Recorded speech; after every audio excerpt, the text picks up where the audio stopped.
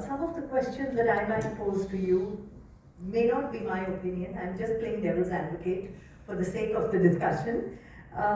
Since Dr. Gitanjali mentioned the term agency, and many of you have also reiterated that,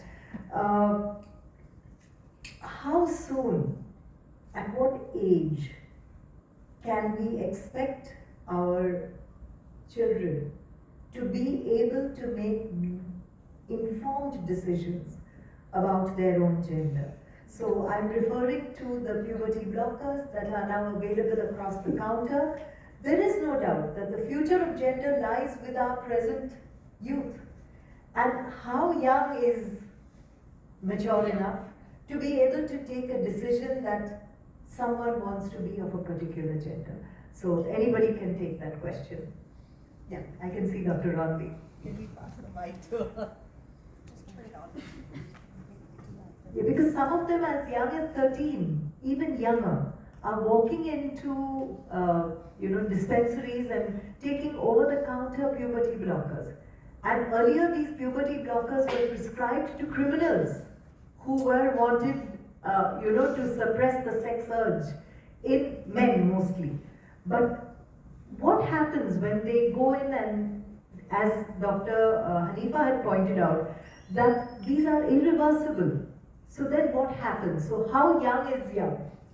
I have no answer. I'm just, I suppose, acknowledging the complexity of the question and the importance of the question, because I don't think there's a clear-cut answer to it, which is what makes it so hard. We'd all love a clear-cut answer, right?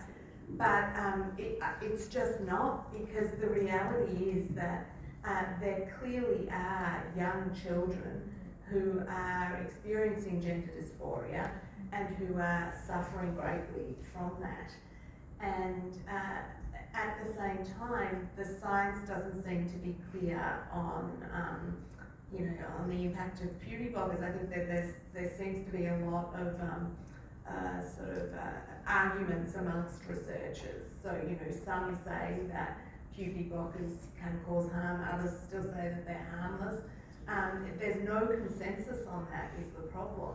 And so how do I asked this question yesterday because it's something that I think about a lot. How do we balance the risks? There is clearly a risk when you have a young person who's suffering from gender dysphoria, that they might be, experiencing suicidal ideation, that, that they could harm themselves if that's not treated appropriately. At the same time, if puberty blockers do have the potential to cause harm, then that's also a risk. I don't know how we balance that risk. I think that's, that's clearly something globally that there's a lot of attention over. But what I do think needs to be front and centre is thinking about the well-being of the kids involved and really what is in their best interests, and that isn't driven by some kind of radical anti-transposition, that the starting point is what is actually in their best interests.